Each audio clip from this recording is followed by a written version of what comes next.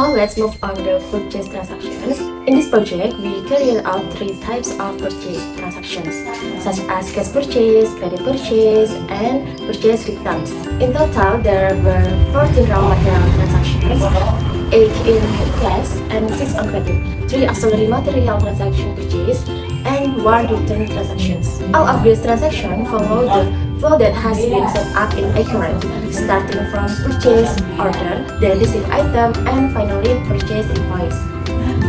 The first start with the purchase order. Here we will fill in the items being purchased, the quantity, and the price between.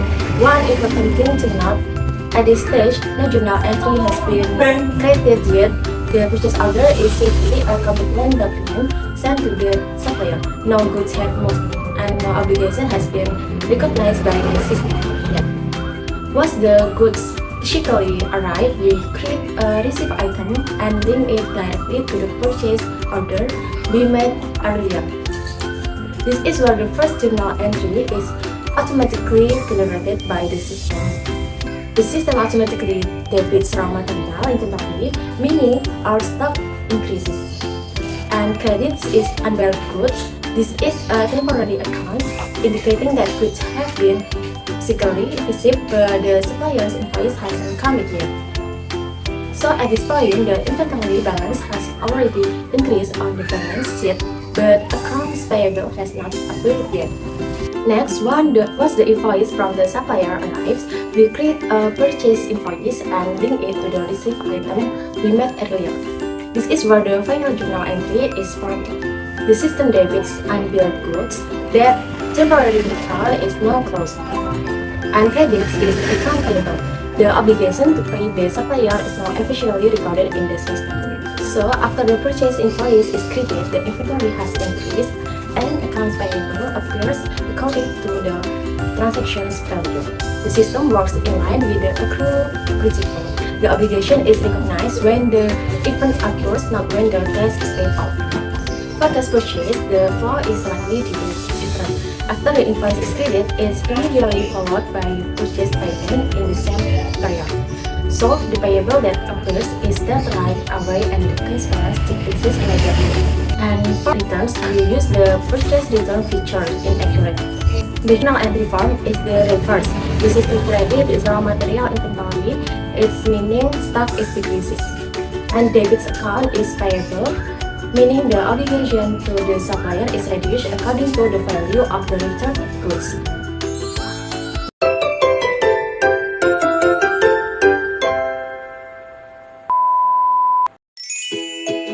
In this simulation, we demonstrate how the production process at 𝗬𝗿𝘁 operates step by step and how the system records production costs in each department through the work-in-process account. So, the production process begins when raw materials are issued from the warehouse based on material requisition and transferred into the production process. At this stage, raw materials such as flour, egg, margarine, baking powder, sugar, salt, water, and paste filling are moved from raw material inventory into the work-in-process making department account. This means raw material cost begins to accumulated as work-in-process, since the product has not yet been completed. Next, in the making department day 1, the dough is prepared using a planetary mixer, set into puff pastry, and baked until it becomes a dry puff, which is considered a semi-finished product. At this stage, in addition to raw material costs, we also include direct labor costs from production workers who are directly involved in mixing and baking activities.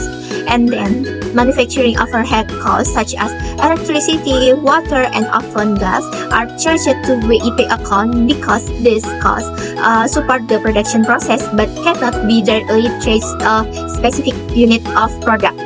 As a result, the work-in-process making department account contains accumulated costs consisting of raw materials, direct labor, and manufacturing overhead.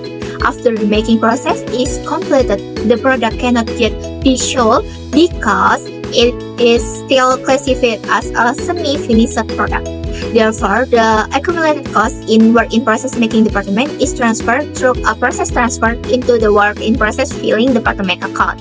At this point, we display the manufacturing journal to show how production costs move between department and to ensure cost traceability at every stage of the process. In the filling department, day 2, the tray puff is filled with different base flavors such as chocolate, cheese, apple, or cookies and cream. At this stage, the system adds additional costs including filling material, direct labor costs, and related manufacturing overhead into work-in-process filling department account. Since the product is still unfinished, it remains categorized as work-in-process. After that, the product is transferred to the packaging department, day 3, through another interdepartmental process transfer. During this stage, the product are packaged, production costs are printed, and the packaging is sealed using a sealing machine. Packaging materials, labor costs, and overhead costs are again added to work-in-process packaging department account.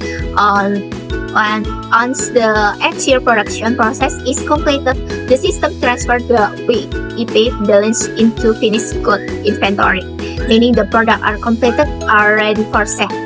To ensure cost transparency, we also present the general ledger of the work-in-process account, show how raw material costs, direct labor, and manufacturing overhead accumulate in each department, and how the balance moves from the making department to filling and finally to packing.